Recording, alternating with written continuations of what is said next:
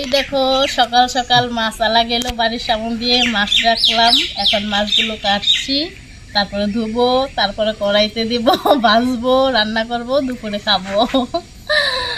আমি কিভাবে মাছ কাটি দেখো তোমরা সবাই।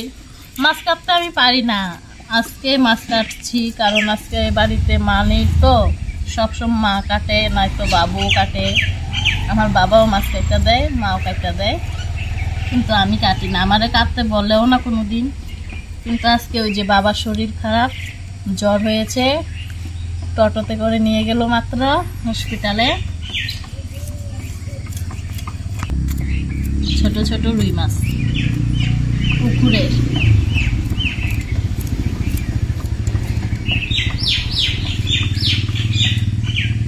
রুই মাছ কে কে খেতে পছন্দ করো? আমার কাছে ভালোই লাগে। আমার মাছ কাটা হয়ে গেছে, এখন একটু লবণ দিয়ে মাছগুলো মেখে ধুয়ে নেব, কারণ লবণ দিলে মাছটা একটু ভালো পরিষ্কার হয়, ধোয়াটা ভালো হয়।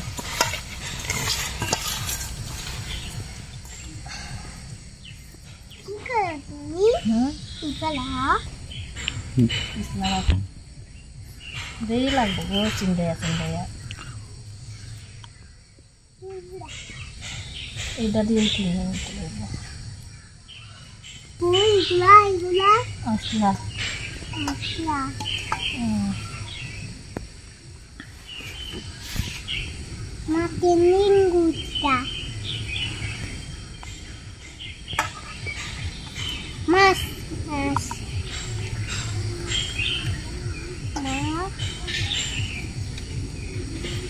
চাল কুমড়ো আছে, কুমড়োটা পারবো আজকে, চাল কুমড়া পারবো।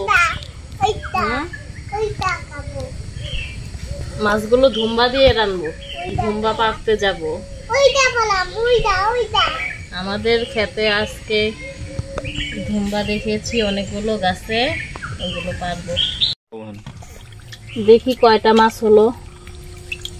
একটা, দুইটা, তিনটা, চারটা, পাঁচটা, ছয়টা, সাতটা, আটটা, নয়টা মাছ হয়ে যাবে। আমাদের বাড়িতে লোকই হচ্ছে 5 জন, আমরা 9টা মাছ সবারই হয়ে যাবে।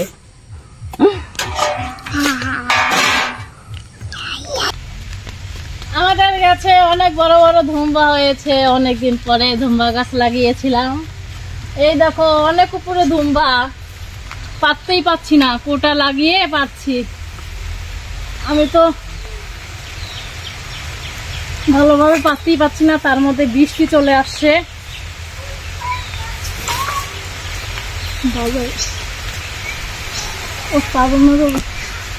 আরো তিনটা রয়েছে বড় বড়। ও 2টা ধুম্বা পারতে পারছি আমি গাছ থেকে, অনেক উপরে তো কুটা দিয়ে পারতে হয়। বৃষ্টি চলে আসছে। এই যে ধুম্বা পারছি গাছ থেকে, অনেক উপরে ধুম্বা। আমাদের গাছে ধুম্বা হয়েছে খুব সুন্দর। বৃষ্টি পড়ছে, ভিজে যাচ্ছি। জাম্বুরা গাছটা না অসুবিধা করছে। এই যে 2টা, এই যে একটা, ওই যে একটা, 4টা হলো। আরো অনেক ধুম্বা আছে গাছে। বৃষ্টি নেমে পড়লো আর ধুম্বা বেশি পারতে পারলাম না। এখন আমি বাড়ি চলে যাচ্ছি।